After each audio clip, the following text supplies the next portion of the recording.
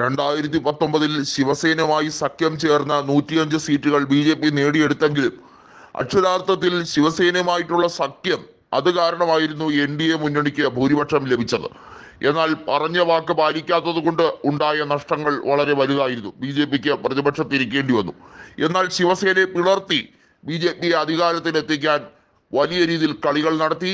അതിന്റെ ഫലമായി ശിവസേനയിൽ ഉദ്ധവ് വിഭാഗത്തിനെ ഒറ്റപ്പെടുത്തിക്കൊണ്ട് ഷിൻഡെ വിഭാഗം BJPയുടെ പക്ഷത്തേക്ക് ചേക്കേറി. എന്നാൽ ഇപ്പോൾ ഉണ്ടാകുന്ന നഷ്ടങ്ങൾ വളരെ വലുതാണ്. MLC തെരഞ്ഞെടുപ്പിൽ ഈ അടുത്ത് നടന്നതിൽ വലിയ നഷ്ടം വീണ്ടും NDAക്ക് കൊടുത്തുകൊണ്ട് ഇന്ത്യ മുന്നണി വലിയ വിജയം നേടിയെടുത്തിരിക്കുകയാണ്. ഇത് മാത്രമല്ല, ഇനി 3 മാസം മാത്രമാണ് നിയമസഭാ തെരഞ്ഞെടുപ്പിന് ബാക്കിയുള്ളത്. പോർക്കളം ഒരുങ്ങിക്കഴിഞ്ഞിരിക്കുന്നു. നിയമസഭാ തെരഞ്ഞെടുപ്പിൽ ലോക്സഭയുടെ തനി ആവർത്തനം മാത്രമായിരിക്കില്ല ഉണ്ടാകുന്നത് എന്ന് BJPക്ക് അറിയാം. കുറച്ചുകൂടി ശക്തമായിരിക്കും അവർക്കെതിരെയുള്ള വികാരം. കാരണം ഉദ്ധവ് താക്കറെയുടെ ഗ്രാഫ് ഉയർന്നു തന്നെ നിൽക്കുന്നു.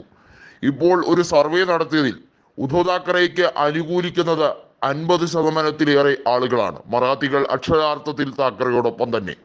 അതേസമയം ഫഡ്നാവിസിനെ അനുകൂലിക്കുന്നവർ 20%-ന് താഴെ മാത്രമാണ്. അതേസമയം നിതിൻ ഗഡ്കരിക്ക് പോലുമുണ്ട് 30%-ലേറെ ജനപിന്തുണ. BJP നേതൃത്വം ഫഡ്നാവിസിനെ മാറ്റുക എന്ന രീതിയിലേക്കാണ് നീങ്ങുന്നത്. ഫഡ്നാവിസും ആ കാര്യത്തിൽ വ്യക്തമായി പറഞ്ഞിരിക്കുന്നു, തന്നെ അധികാര രാഷ്ട്രീയത്തിൽ നിന്നും സംഘടനാ ചുമതല വഹിക്കാൻ തന്നാൽ പോലും തനിക്കൊരു പരാതിയോ പരിഭവവും ഇല്ല എന്നാണ് പറഞ്ഞിരിക്കുന്നത്.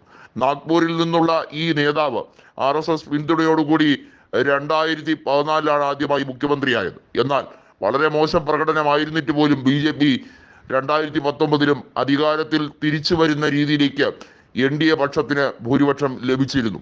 എന്നാൽ ശിവസേനയോട് പറഞ്ഞ വാക്ക് പാലിക്കാത്തത്, വാക്കിന് വിലയില്ലാത്തവർ എന്ന് പറഞ്ഞുകൊണ്ട് ഉദ്ധവ് താക്കറെ വിഭാഗം NCPയോടും കോൺഗ്രസിനോടും കൃത്യമായി ആലോചിച്ചുകൊണ്ട് മഹാവികാസ് അഘാടി രൂപപ്പെടുത്തിയെടുത്തത്. അന്നു മുതൽ ഇന്ന് വരെ വലിയ രീതിയിലുള്ള പ്രശ്നങ്ങളും പ്രതിബദ്ധങ്ങളും അതിജീവിച്ച് മുന്നോട്ട് പോകുന്നുണ്ടെങ്കിലും മഹാവികാസ് അഘാടിക്ക് ഒരു പിടി മുന്നിൽ തന്നെയാണ് ജനങ്ങളുടെ മനസ്സിലെ സ്ഥാനം. ലോക്സഭാ തെരഞ്ഞെടുപ്പിൽ അത് കണ്ടത് തന്നെയാണ്. ഷിൻഡെ വിഭാഗത്തെ പിളർത്തിയെടുത്തത് കൊണ്ട് പോയതുകൊണ്ടും ഒന്നും തന്നെ സംഭവിച്ചില്ല എന്നുള്ളതാണ് വാസ്തവം. അജിത് പവാറിന് നഷ്ടപ്പെട്ടത് വലിയ രീതിയിലുള്ള നേട്ടങ്ങൾ പലതുമാണ്. NCPയുടെ കൂടെ നിന്നാൽ നേടിയെടുക്കാമായിരുന്ന പലതും അജിത് പവാർ സ്വന്തമായി നേടിയെടുക്കുമെന്ന് വിചാരിച്ചെടുത്താണ് കളികൾ മാറി മറിഞ്ഞത്. ശരത് പവാറിന് തന്നെയാണ് ഇപ്പോഴും NCPയുടെ ചുക്കാൻ എന്ന് ജനങ്ങൾ ബോധ്യപ്പെടുത്തി കൊടുത്തിരിക്കുന്നു.